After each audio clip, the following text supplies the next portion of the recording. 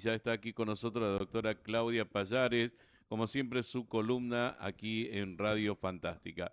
Doctora Claudia Pallares, ¿cómo le va? Buenos días, qué placer tenerla en la radio. ¿Cómo anda? Buenos días, Gustavo. Un placer para mí volver y encontrarme nuevamente con los oyentes. Bueno, hay temas que venimos tratando, tiene que ver con la cuota alimentaria, pautas para la fijación de la cuota alimentaria, aspectos a tener en cuenta, doctrina y jurisprudencia recientes. Bueno, es un tema que vamos a ampliar, ¿no? Por eso me gustaría preguntarle, como para seguir con esta línea, doctora, ¿cómo se inicia el reclamo de alimentos? Bueno, Gustavo, usted sabe que el otro día cuando hemos abordado el tema, la gente preguntaba específicamente cómo hacer para reclamar y siempre es normal que me pregunten cuánto es lo que le corresponde, por dónde inicia, si puede directamente ir a un juicio. Aquí lo primero a resaltar es que en Santiago del Estero tenemos la instancia de la mediación y para los alimentos es obligatoria. Es decir, que para iniciar un reclamo de alimentos, lo primero que tenemos que saber y hacer es intentar la vía de la mediación. Hay dos maneras de lograr, digamos, una fijación de una cuota alimentaria. A través de la mediación o a través de un juicio. Pero para poder ir a un juicio, se debe intentar primero la mediación. En caso de que esa instancia de mediación no funcione porque no se ha presentado el requirente o el requerido, perdón, porque no se presenta o porque se presenta y no se llega a un acuerdo, en ese caso se habilita la instancia judicial y en ese caso se puede hacer el reclamo ante los juzgados de familia. Excelente. Doctora, ¿qué debe probarse en un juicio de alimentos? Bueno, en primer lugar, hay dos aspectos a tener en cuenta para la fijación de una cuota alimentaria. Una es la necesidad de los alimentados, que generalmente son los hijos e hijas, niños, niñas y adolescentes, y la otra es el caudal del alimentante, es decir, de la persona que va a estar obligada a cumplir con esa cuota alimentaria, que generalmente es el progenitor no conviviente, porque quien está conviviendo se supone que se hace cargo de todos los gastos de cuidado, alimentación, crianza y todo lo que habíamos hablado la vez pasada. Generalmente la cuota alimentaria está obligado el que no convive. ¿Y qué se tiene en cuenta? ¿Qué se debe probar? Principalmente las necesidades del niño, niña, adolescente que se va a requerir. Es decir, hay una cuestión aquí de discusión porque unos entienden que no debería aprobarse. Se supone que la crianza de un hijo por sí lleva gasto, conlleva la alimentación, conlleva gastar en vivienda, en darle un techo, en darle alimento, en darle vestimenta, salud, etcétera. Sin embargo, no demos por sentada nada. En este sentido, yo recomiendo que se agregue en los juicios toda la prueba posible de todos los gastos que tenga ese niño, niña, adolescente, porque no es lo mismo el gasto de un bebé, que por ahí solamente es pañales y leche, a pesar que hoy los pañales y leche son carísimos, Claro. sin embargo, que la de un adolescente, que tiene otras necesidades, otros gastos. Tampoco es lo mismo un niño o niña que concurre a una escuela pública que una escuela privada, o que realiza algún deporte o no, o un niño o niña sana con un niño discapacitado, por ejemplo. Entonces, cada caso es particular, cada niño, niña, adolescente tiene sus propias necesidades y también eso depende del nivel de vida que hayan tenido los padres antes de separarse por ahí en la convivencia o quizás no han estado nunca juntos, pero depende mucho también de las posibilidades que tenga Claro. ese progenitor o progenitora obligado. Ahora, doctora, ¿de qué depende la fijación de la cuota alimentaria?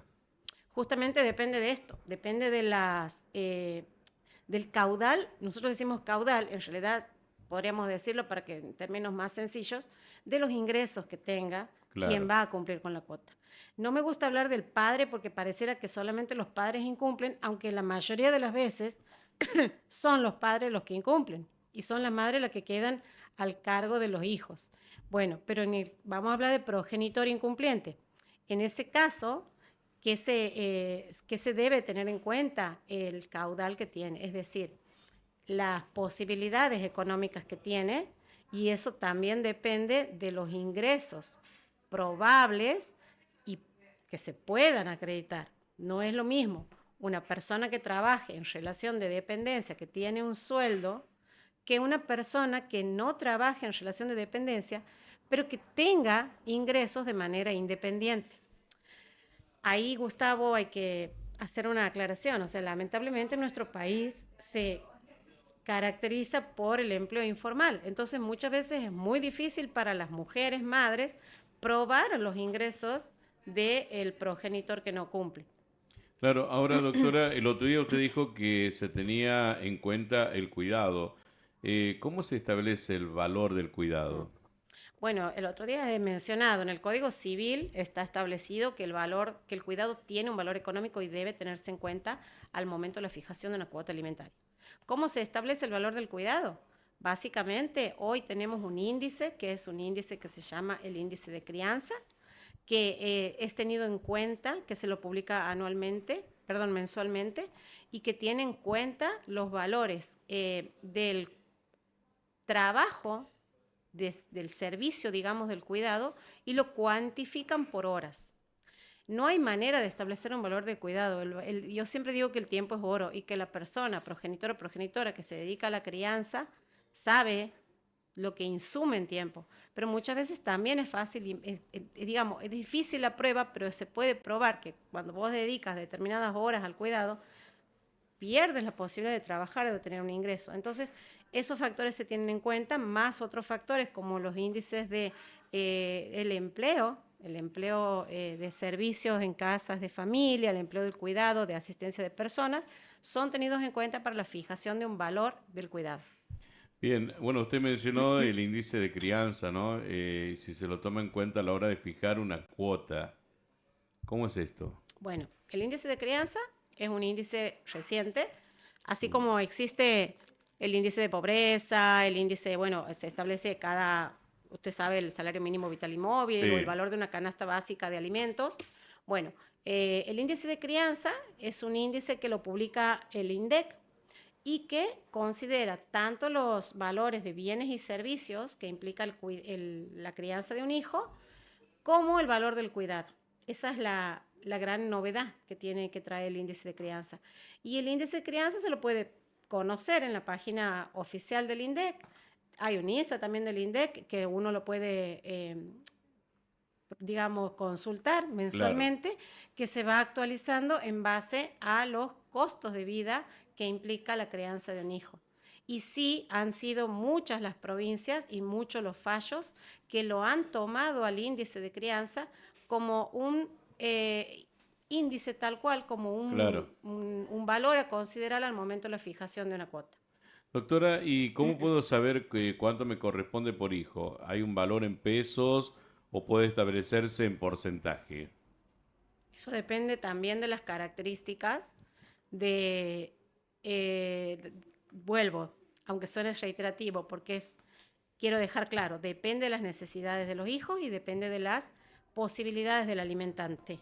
Alimentante quiere decir la persona que va a cumplir con esa cuota, padre o madre o abuelos también puede ser.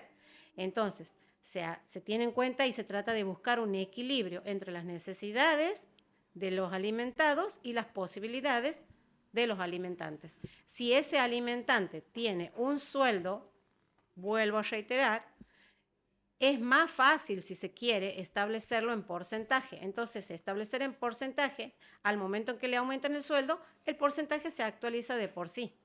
En cambio, si esta persona obligada no tiene un ingreso, sea que no tiene un sueldo, no tiene una jubilación, no tiene una función, no podemos establecer cuánto cobra. Podemos probarlo de alguna otra manera si se dedica a la relación trabajo independiente o si es monotributista, ver la manera. Ahora, si esa persona, porque pasa muchas veces, Gustavo, que renuncian a los trabajos, que acuerdan con sus empleadores que no los blanqueen para no pasar una cuota alimentaria, en ese peor de los casos se tiene como base el salario mínimo vital y móvil. Y por último, doctora, ¿qué avances hubo en materia de cuota alimentaria en nuestro país? Bueno, aquí me gustaría comentar y que sepa la audiencia, sobre todo las mujeres, madres que tienen a cargo el cuidado de sus hijos y la crianza, que han habido fallos, Gustavo, muy interesantes en el último tiempo, que tienen que ver con esto de reconocer el valor del cuidado de los hijos. Uno de ellos en Entre Ríos ha dado un salto más allá, ¿Por qué digo más allá? Porque si bien en el código está establecido que se tiene que tener en cuenta el valor del cuidado, que el índice de crianza también lo considera al valor del cuidado de los hijos, en este fallo da un salto, va más allá y habla de la carga mental. La carga mental, Gustavo, le aseguro a usted que no sabría definirla. Sin embargo, las mujeres conocemos perfectamente, porque no es solamente darle de comer, vestirlo, darle un alimento, darle un techo, llevarlo al médico. La carga mental implica la organización familiar, la dinámica del día a día, ver qué se va a poner el chico, si tiene que ir a una actividad, si tiene fútbol, si tiene rugby, si tiene inglés, si tiene patín una niña, o sea, todo lo que implica hoy en día los grupos de WhatsApp, el manejo y la administración. Entonces, en este fallo, esta jueza y los vocales de una cámara de Entre Ríos tuvieron en Sí. cuenta la carga mental al momento del establecimiento de una cuota y consideraron que la carga recaía exclusivamente sobre la mujer, no solo porque era quien convivía con los niños, sino porque el progenitor se encontraba viviendo fuera de la provincia, es decir, no tenía ninguna participación en el cuidado de los hijos. Entonces, al cuidado más la carga mental que implicaba que estaba todo en exclusividad de esta mujer, se le reconoció y se le digamos, se llega a una sentencia favorable a su favor, a sus hijos, estableciéndose una cuota de 3 salarios mínimos vitales y móviles y medio, y que en caso de que no cumpla, lo deberían cumplir los abuelos. Bien, doctora, bastante clara en todos sus conceptos. Vamos a seguir hablando sobre distintos temas que le interesan a la audiencia. Muchas gracias por sumarse, como siempre, a nuestro espacio. Muchas gracias, Gustavo, a disposición y espero las preguntas de la gente para el próximo encuentro. La doctora Claudia Payares, abogada de familia, con nosotros en Mañana Fantástica.